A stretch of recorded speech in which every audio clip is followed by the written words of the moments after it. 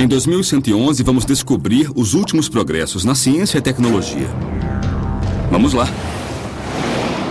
Veremos como será a vida no próximo século. Realmente incrível. Será que a ciência poderá criar uma raça nova de super-humanos? Sairemos de férias no espaço? Nossa! Os robôs irão nos ajudar com as tarefas cotidianas? Ou será que algum dia terão controle da Terra? Meu nome é Idze Dukevich e convido você para ver comigo a 2111.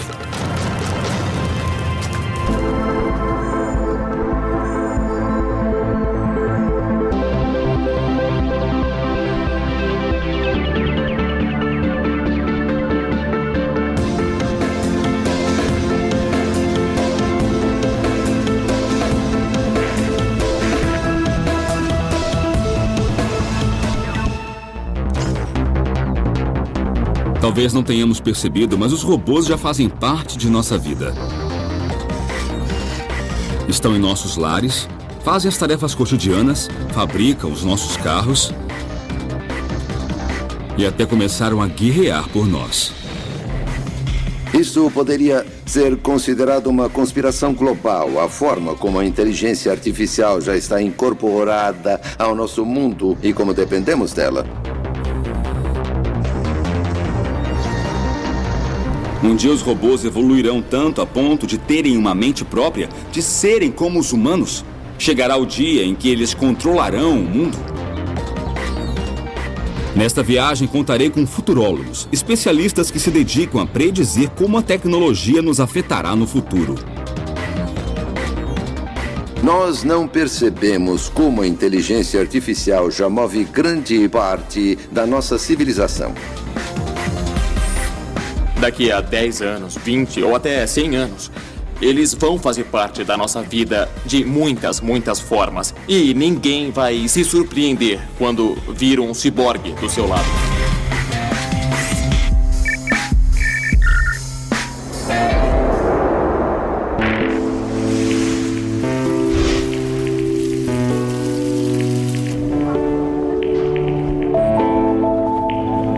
Meu primeiro destino é a cidade do México, para ver uma competição na qual os humanos ainda são os melhores, o futebol. Esta é a 5ª RoboCup. Os melhores robôs do mundo se enfrentam em uma partida de futebol, um jogo que os engenheiros de robótica levam muito a sério. Cientistas acreditam que em 2050, uma equipe de robôs humanoides jogará contra o último campeão da Copa do Mundo, e os robôs irão ganhar. Um dos favoritos do ano é o Dot Max, um time de robôs de 60 centímetros que disputa o título pela 5ª vez consecutiva. O líder humano do time é o Dr. Juan Manuel Ibarra, que está muito confiante. O que o senhor considera um bom robô? Consideramos que um robô é bom quando pode realizar um mínimo de funções, como os movimentos de chutar a bola, levantar e cair, andar e correr de frente, de costas e de lado. Para executar tais movimentos, básicos no futebol, os robôs jogadores contam com uma tecnologia impressionante. Câmeras USB para a visão, um computador, acelerômetro e giroscópio para o equilíbrio e diferentes servomotores para movimentos dos membros. São robôs autônomos, não tem ninguém controlando. O computador que carregam é que toma as decisões. Ele deve sentir, por exemplo, o que está caindo, o equilíbrio, o equivalente ao nosso ouvido interno. E também precisa sentir as forças do solo. E o mais importante, ele precisa ver o gol, onde está a bola, seus companheiros e adversários. Um trabalho que nem o pior dos jogadores acharia difícil, mas que para um robô é um grande desafio. Para ajudar, a bola é sempre cor de laranja, o gramado é verde e as linhas brancas. Ainda assim, os robôs estão longe de vencer os humanos. Ibarra acredita que isso acontece porque ainda não sabemos como reproduzir as incríveis capacidades de nosso cérebro. Os neurônios trabalham a milissegundos e os computadores a nanosegundos. Entretanto, o cérebro humano é mais eficiente. Se eu pego um lápis e jogo para um colega, ele o pega. Mas um robô não pode fazer isso. E não se trata só de capacidade mental. Os robôs também devem melhorar a mecânica para competir conosco. Se um dia tiverem um esqueleto eficiente como o nosso, leve, resistente e ativado por músculos, aí sim teremos um robô semelhante a nós.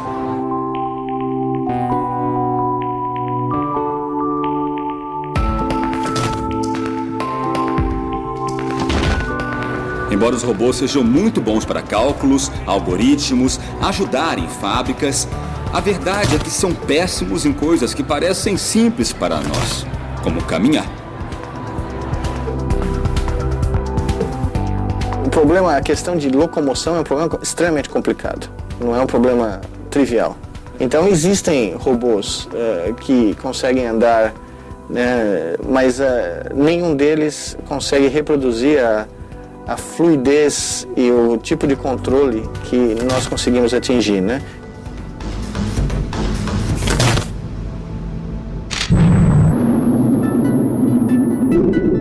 Os robôs ainda não dominam a arte de caminhar, mas mesmo assim vão longe. Com apenas 6 rodas, o robô Curiosity explora a superfície de Marte. Mas para dominar a superfície mais complexa e irregular da Terra, as rodas são inúteis. Os robôs precisam se locomover tão bem como as pessoas.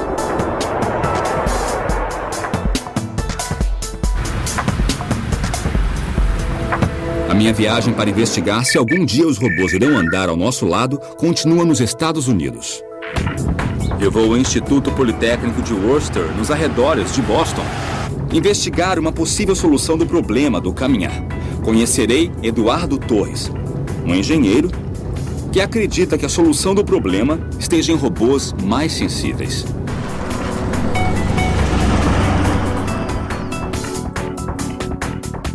O entusiasmo de Torres por robôs o fez deixar sua terra natal em Cuenca, no Equador, para seguir sua paixão em Boston.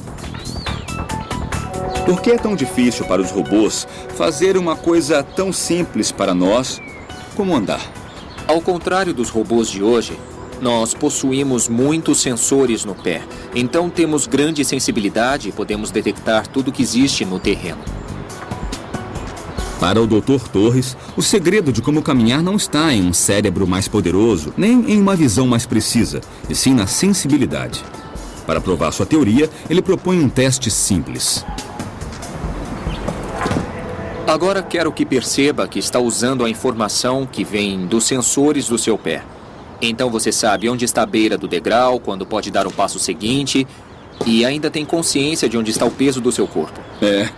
É essa mesma informação que usamos quando estamos andando normalmente, só que é inconsciente para nós. Nossos pés possuem mais de 7.000 terminais nervosos. A informação visual é incompleta e pode enganar-nos, fazendo acreditar que uma fina camada de gelo é um caminho firme. Sentir cada passo é mais importante que ver. Considero a pele muito importante, baseado na teoria de inteligência artificial chamada inteligência corporificada, que defende que nós somos inteligentes porque nós temos um corpo, e é ele que nos permite sentir e interagir com o resto do mundo. Baseado nessa teoria, o Dr. Torres focou em tornar o corpo de seu robô mais inteligente. Eduardo, mas quem é esse robô? Esse é o caminhante. E por que vejo só a metade dele? Porque estamos interessados na parte que caminha. Então decidimos não dar tanta ênfase à parte de cima. Nós consideramos que sempre haverá um peso acima. E isso já é suficiente. Me conta um pouco o que faz o caminhante ser tão especial. Ele tem o dedo polegar, que é importante para caminhar, como pode ver. Mas talvez a maior diferença com os outros robôs atuais seja esses sensores aqui, os sensores de tato, a pele. Com a sensibilidade desenvolvida, ele pode detectar em qual lugar da superfície está sendo aplicada a maior parte do peso. Assim, se o robô inclina para um lado para dar o passo seguinte, os sensores indicam onde está a pressão e qual o próximo movimento. Peraí, então isso é o que basicamente torna o caminhante um robô diferente de qualquer outro que existe no mundo? Exato. É a borracha de silicone com a qual criamos a estrutura para ter o efeito das impressões digitais. Assim, podemos medir as forças normais e laterais. As normais daqui e as laterais que vêm assim. O caminhante possui 182 sensores, uma pele mais parecida com a humana e um computador capaz de processar a informação, respondendo com ordens rápidas e precisas para evitar qualquer queda. É um passo importante para a robótica. Pouco a pouco vencemos o desafio de fazer robôs andarem como todos nós. Mas caminhar não é a única habilidade para serem realmente úteis no futuro. Eles devem aprender a usar as mãos para trabalhar com a gente. Já existe um robô que faz um dos trabalhos manuais mais delicados que existe, o do cirurgião.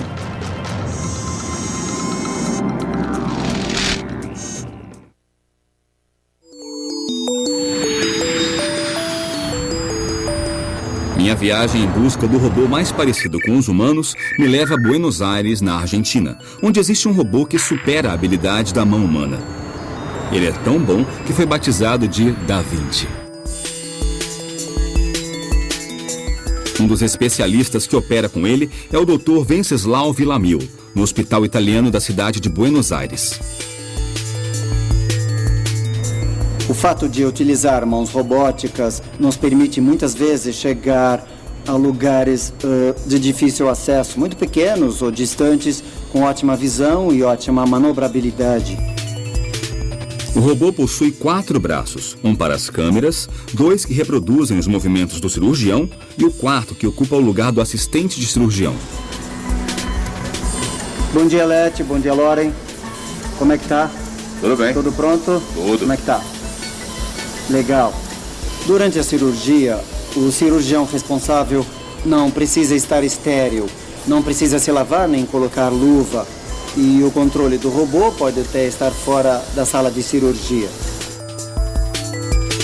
No controle, o médico vê através do sistema binocular do robô Da Vinci, que transmite as imagens de 2 câmeras, uma em cada olho.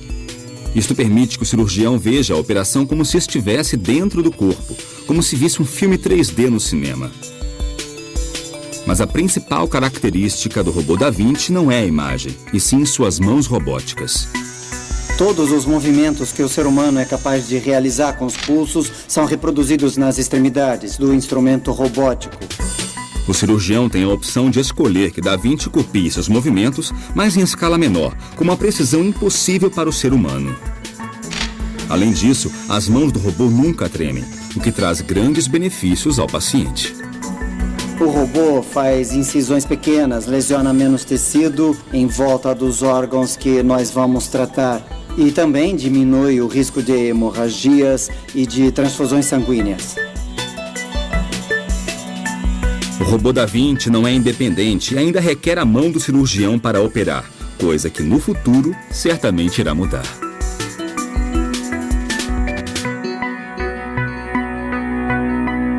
Com o tempo, programaremos os próprios robôs para que sejam independentes. Vai acontecer e será dentro dos próximos 10 ou 15 anos. Será muito rápido.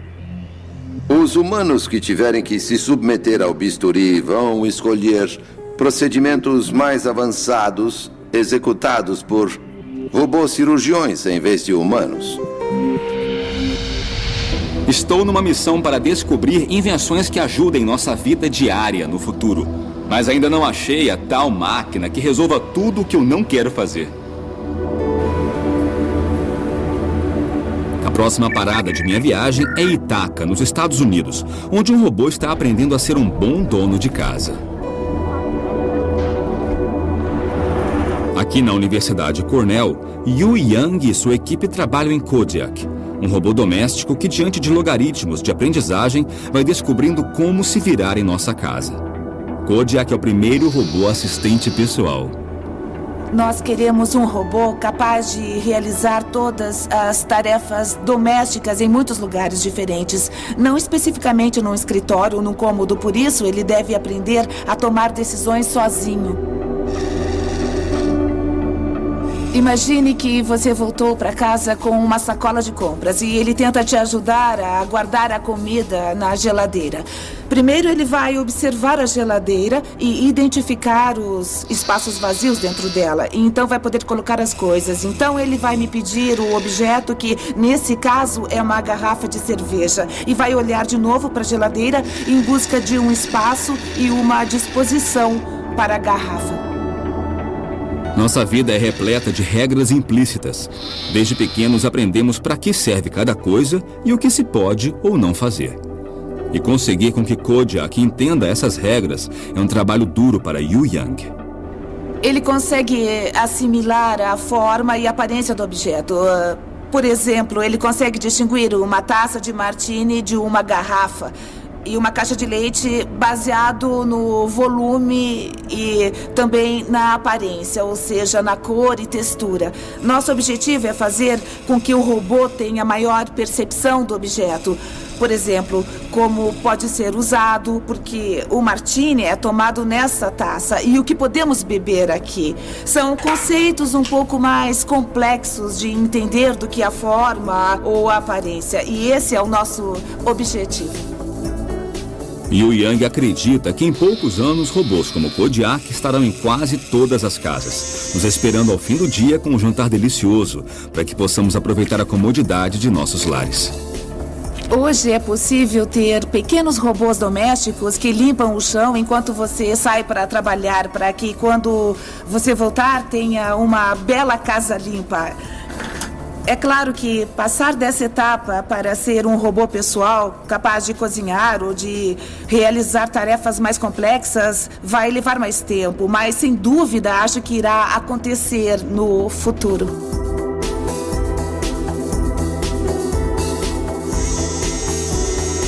Queremos criar robôs capazes de imitar os humanos, de ajudar os humanos e melhorar nossa qualidade de vida. Estamos aprendendo como encontrar o caminho da nova geração de robôs imitadores de humanos. Parece que nosso sonho de ter ajudantes mecânicos em casa está mais perto do que imaginamos. Mas os robôs podem ir além do que só lavar pratos.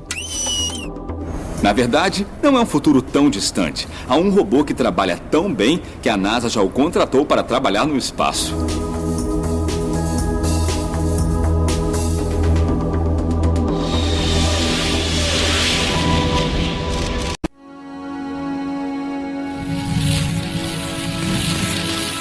Minha investigação para saber até onde os robôs chegarão daqui a 100 anos agora decola para o espaço.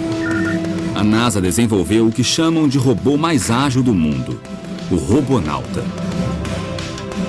Esse robô humanoide desenvolvido para ajudar astronautas em tarefas de reparos e manutenção de naves não tem só a aparência de humano, mas foi projetado como tal.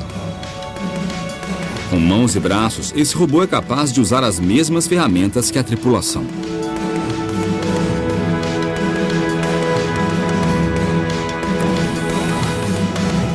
O Robonauta já trabalha na Estação Espacial Internacional, mas por enquanto fica somente no interior da nave ajudando no laboratório.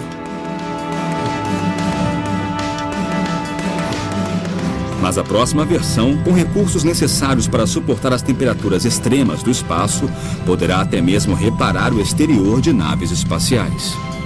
Em vez dos humanos viajarem ao espaço, estamos falando de um futuro espacial que não será humano. Os robôs inteligentes é que viajarão. Acho mais provável que eles partam para essas missões. De certo modo, será mais fácil enviar um robô ao espaço para uma missão de 25 anos do que um humano, porque os robôs podem ir mais longe e resistir em ambientes mais hostis. Já vimos robôs humanoides capazes de caminhar, trabalhar no espaço ou conduzir uma cirurgia cardiovascular. Mas nem todo cientista se inspira em humanos para construí-los. Alguns se inspiram no reino animal. Grandes cientistas e inventores importantes observaram animais em busca de inspiração. No século XV, Leonardo da Vinci começou a estudar o voo das aves para criar projetos de máquinas voadoras. 4 séculos depois, aplicamos os mesmos princípios para construir nosso primeiro avião.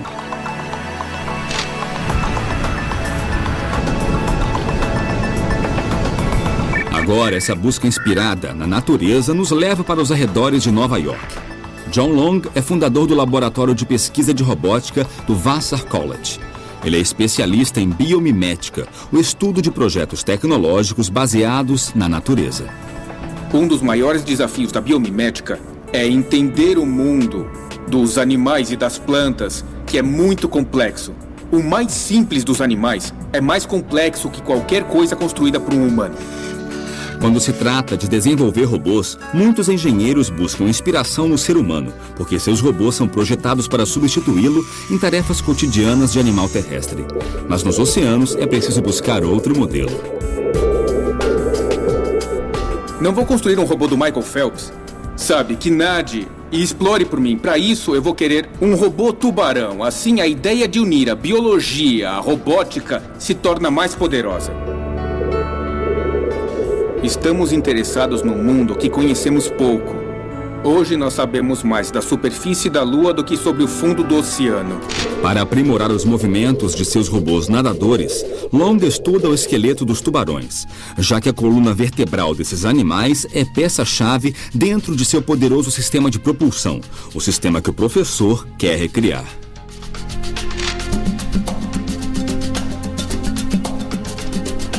É aqui que a biomimética entra. Estudamos os tubarões na piscina, estudamos no oceano e agora precisamos saber mais sobre a biomecânica de seu esqueleto para criar as colunas vertebrais artificiais que chamamos de colunas vertebrais biomiméticas. O molde da coluna vertebral irá dizer algo muito importante sobre como esses animais nadam e nossos robôs terão novas habilidades.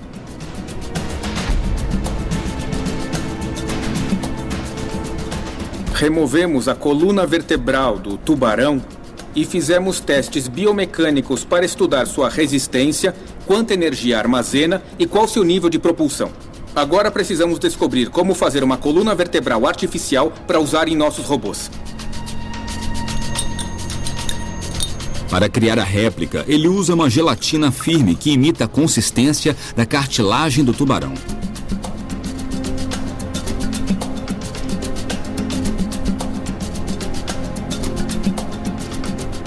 E agora o robô irá testar a cauda para sabermos se ela é eficiente como sistema de propulsão.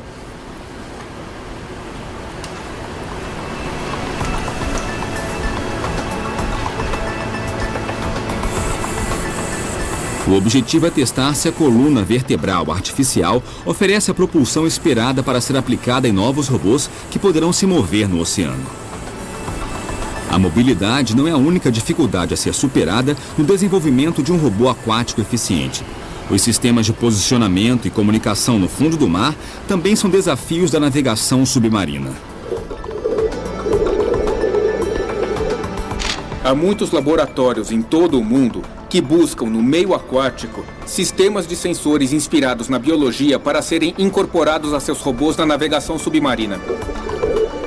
Exemplo disso é a Festo, que se inspira na natureza para a comunicação inteligente entre robôs.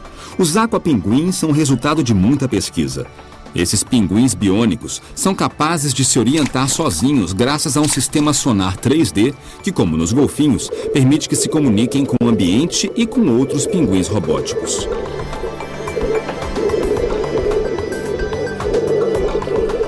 Os tubarões têm uma habilidade incrível de detectar campos elétricos. E todos os animais, na verdade, são elétricos. Geramos pequenos sinais elétricos com os nossos músculos. Os tubarões rastreiam outros peixes, mesmo sem vê-los. E queremos entender essa habilidade eletromagnética para que os robôs aquáticos naveguem com mais eficiência. O tubarão possui esse sexto sentido graças a uma rede de células eletrosensoriais que permite detectar um sinal tão fraco como a eletricidade gerada por uma contração muscular.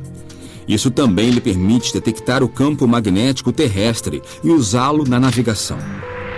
Os engenheiros estão muito interessados porque enxergam formas de ampliar nosso conhecimento através dos animais aquáticos. E o porquê disso? Porque eles querem novas habilidades para os humanos. Eles querem habilidades dentro da água. Muitas coisas que desconhecemos acontecem na água.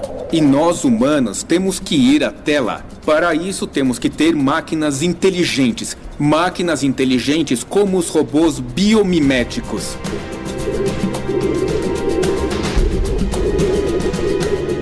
Podemos tirar inspiração da natureza, mas tem uma coisa que nos diferencia dos animais: nossa inteligência.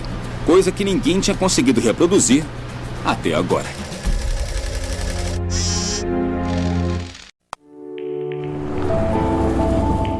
Para entender como os robôs podem se adaptar às nossas vidas, minha viagem me leva ao Japão.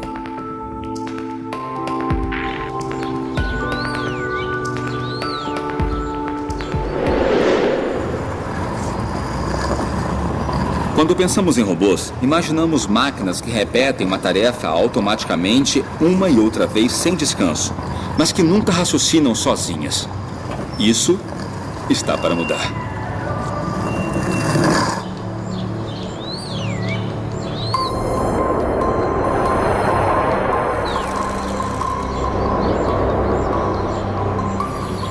Aqui na Universidade de Tóquio, eles estão programando um robô para aprender aos poucos o que é conhecido como aprendizagem incremental. O nosso robô tem uma rede neural de padrão especial que nós chamamos de SOIN, sigla em inglês para Rede Neural Incremental Auto-Organizada, e foi projetada especialmente para a aprendizagem incremental online. E o tempo todo ele aprende coisas novas? Sim. O nosso robô pode aprender tanto da internet como do mundo real, assim como nós. Então, esses robôs que realizam tarefas domésticas precisam dessa inteligência. O robô precisa se adaptar ao mundo real por si mesmo. O Dr. Hasegawa espera que os robôs estejam melhor preparados para enfrentar problemas cotidianos, como, por exemplo, preparar uma xícara de chá pela primeira vez. Essa é uma xícara de chá, é um tipo de xícara. E aqui aplicamos um termo técnico: aprendizagem transferencial. O conhecimento de como fazer café é transferido com essa xícara nova. E esse conhecimento é transferido ao objeto novo. O robô tem que fazer uma xícara de chá verde, mas a única informação em seu sistema é de como preparar café. Ele reconhece o conceito da xícara e o aplica à tarefa. Só falta saber o que é chá e como prepará-lo. Então ele se conecta à internet. Esse robô possui um sistema para selecionar a informação que servirá para completar sua tarefa. Essa é a entrada. Imagine que esses pontos são a informação da internet. Então existem comentários no Twitter, comentários no Facebook e coisas desse tipo. Existem muitas informações em toda essa rede. Essa é uma zona de ruído. O sistema SOIN filtra esse ruído e depois ele estuda a forma e conta o número de grupos. Ao organizar a informação em grupos, ele consegue determinar qual é a mais útil.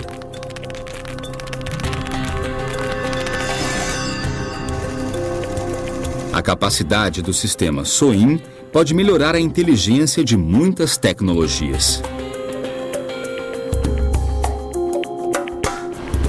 Então, qual é o futuro desse tipo de robô?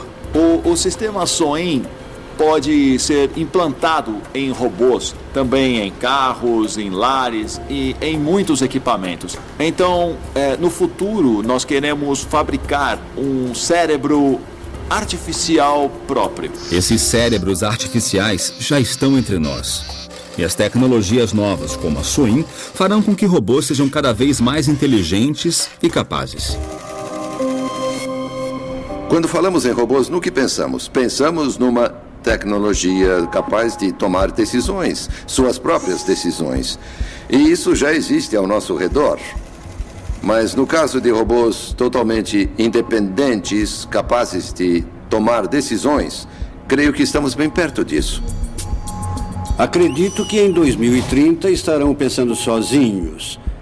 Igual ou melhor que os humanos, eles terão um raciocínio semelhante ao nosso, porém mais rápido, terão memória melhor, combinando as vantagens naturais dos computadores de hoje, memória perfeita e alta velocidade, com os aspectos criativos, sutis do pensamento humano. Para conseguirem reproduzir a sutileza e a complexidade do cérebro humano, os engenheiros de robótica percorrem muitos caminhos. Aqui no Japão, outro criador de robôs acredita que o segredo para atingir essa grande meta é começar pelos menores.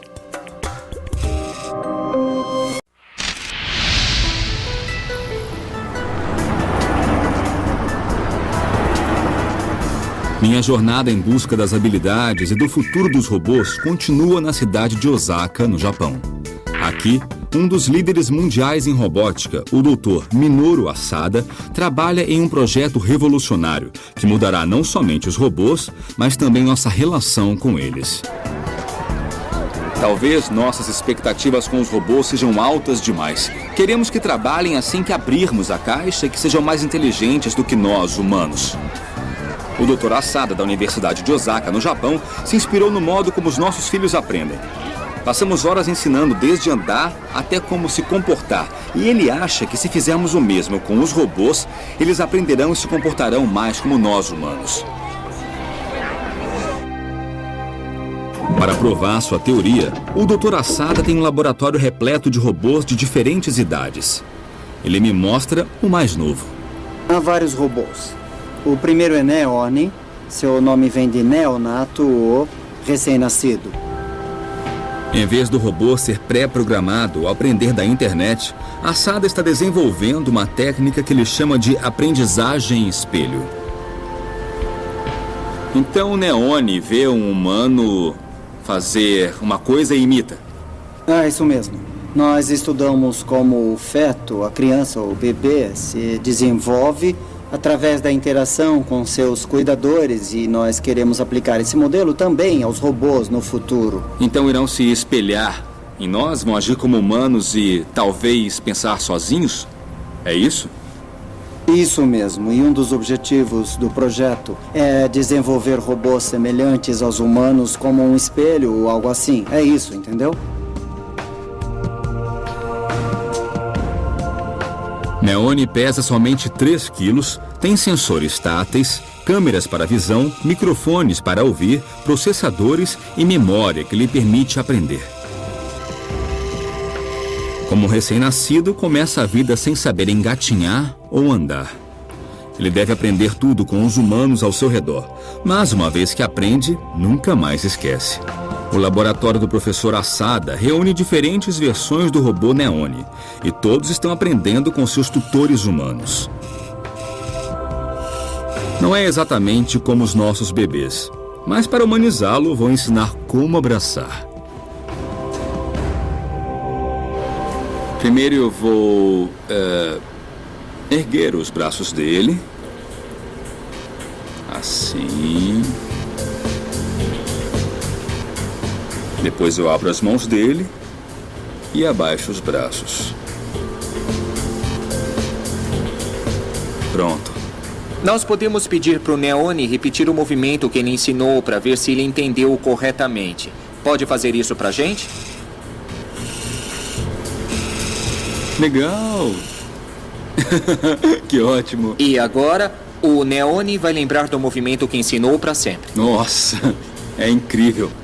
Eu acho que isso é bem natural e muito intuitivo. É simplesmente como se fosse um bebê humano. O Dr. Asada também utiliza o método para que os robôs aprendam a falar. Estes aqui são só robôs com voz. Nossa! É. Tá, vamos ver. É isso mesmo. Olha só.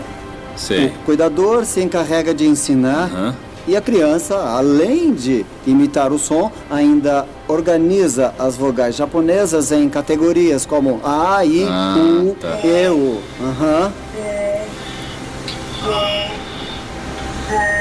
Este tipo de modelo também pode ser usado para explicar como as crianças aprendem as vogais japonesas de seus cuidadores. No fim, o robô aprenderá todo o necessário para lidar com o mundo que o cerca. Claro, se tiver um cuidador com paciência para ensinar. E qual o objetivo de robôs como esses? Este processo pode ajudar as pessoas a entender quem são os robôs. E isso é importante para a transcrição dos robôs como parte da sociedade. Os humanos, a sociedade, devem se preparar para isso. Caso contrário, vai ser difícil os robôs serem aceitos pela sociedade. Então, programar robôs dessa forma irá nos ensinar um pouco mais sobre nós mesmos. Sim, eu acho que sim. Para o Dr. Asada, o futuro não envolve somente a evolução dos robôs, mas também a do ser humano. No Japão, nós acreditamos no animismo que tudo tem alma. Por exemplo, a caixa ou a mesa, absolutamente tudo. Por isso, para os japoneses é bem mais fácil aceitar os robôs como parte da sociedade. Professor, daqui a 100 anos, como imagina que os robôs serão?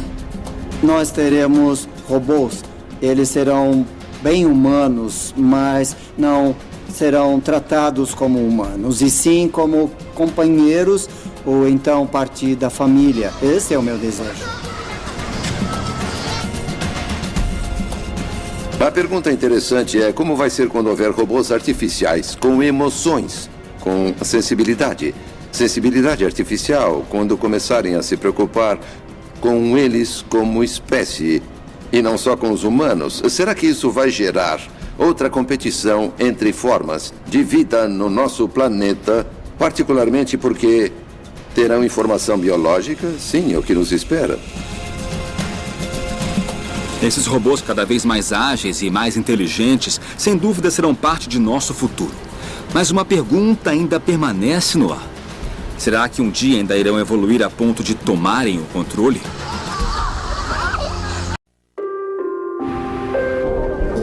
Minha busca para saber até que ponto os robôs farão parte de nossas vidas me leva, por fim, à Universidade Cornell, nos Estados Unidos. Uma revolução silenciosa está acontecendo no laboratório do Dr. Lipson. Seus robôs não precisam que digamos ou ensinemos o que eles têm que fazer. Eles descobrem por si mesmos.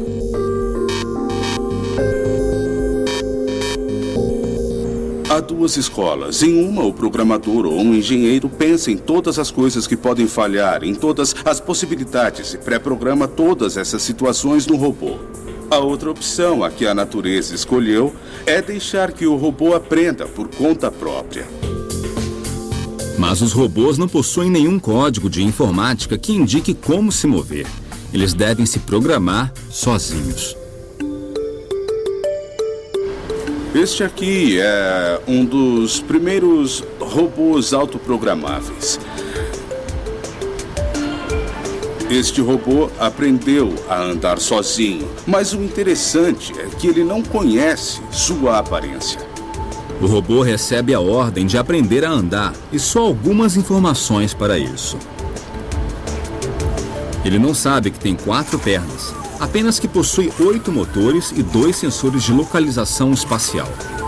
Ele começa com movimentos ao acaso, gradualmente move seus motores de forma aleatória, começa a sentir que inclina para os lados e para frente e para trás. Através desses movimentos, ele reúne informações e formula hipóteses sobre si mesmo.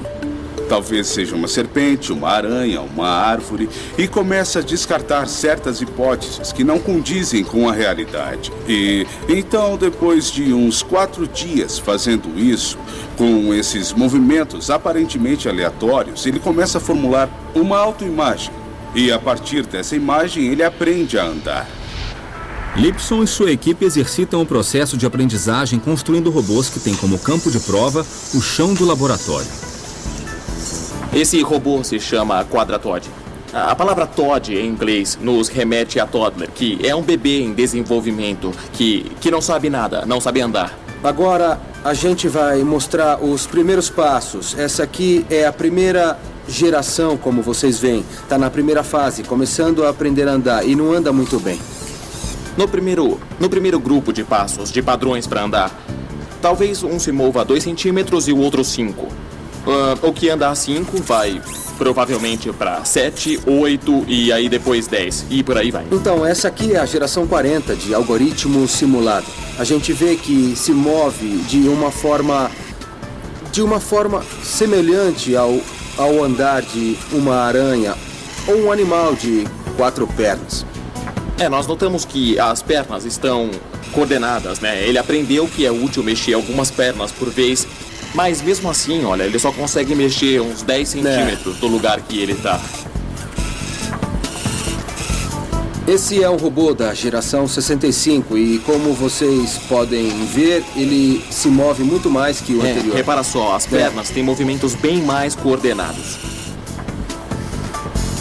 Da última vez ele andou uns 10 centímetros e agora alcançou uns 20 ou talvez 30. E aqui nós temos o robô seguinte, da geração 140. Vocês podem ver que ele aprendeu que é melhor afastar mais o corpo do chão, o que pode ajudar no movimento. As 2 pernas também estão bem mais coordenadas e ele consegue se deslocar melhor. Nós perdemos um pouco o controle ao deixar que a máquina aprenda sozinha. Por um lado, aprendem mais e vão mais longe do que se programarmos de um modo específico. Por outro lado, não sabemos exatamente o que vão aprender, então estamos no aguardo e veremos o que vai acontecer. Rod Lipson e sua equipe trabalham na possibilidade dos robôs se programarem e ainda projetarem a si mesmos. Um projeto que começou no mundo virtual. Temos milhões de robôs competindo numa espécie de simulador de jogo. Aqui o computador pode construir muitos robôs com pequenas variações, testá-los, analisar seu desempenho no mundo virtual, realizando tarefas, cooperando e competindo entre si. E depois pode reproduzir os que funcionam melhor, duplicá-los com pequenas variações e repetir o processo. Mas a equipe descobriu que os resultados com simuladores não condiziam com os resultados obtidos em robôs reais. Então, o próximo passo é deixar os robôs se construírem sozinhos usando uma impressora 3D. Em nosso laboratório, trabalhamos com a ideia de máquinas que constroem máquinas, que elas se construam sozinhas, se autoconsertem e se adaptem a novas situações e melhorem com o tempo. Lipson está começando um processo que talvez reflita nos robôs do futuro. Uma vez nesse ponto, os computadores poderão fazer seus próprios projetos e ficarão cada vez mais inteligentes ao projetar sua própria geração seguinte. Talvez dentro de 50, 100 ou 200 anos tenhamos máquinas com um nível de inteligência semelhante à dos humanos, ou talvez superior a ela em certos aspectos. Pode ser que a nova geração de robôs do ano de 2030 consiga se programar para sentir emoções, ser mais inteligente do que os humanos, ou ter capacidades que agora nem dá para imaginar. Nessa jornada, conheci robôs que aprendem, robôs que se autoprojetam e constroem a si mesmos. Não sei se os robôs tomarão controle do mundo daqui a 100 anos, mas estou certo de que eles serão parte essencial de nossas vidas e serão cada vez mais inteligentes e mais fortes. Mas o que eu também tenho certeza é de que os engenheiros do futuro sempre terão um botão para desligá-lo ao alcance da mão. Dessa forma, quem estará no controle seremos nós humanos.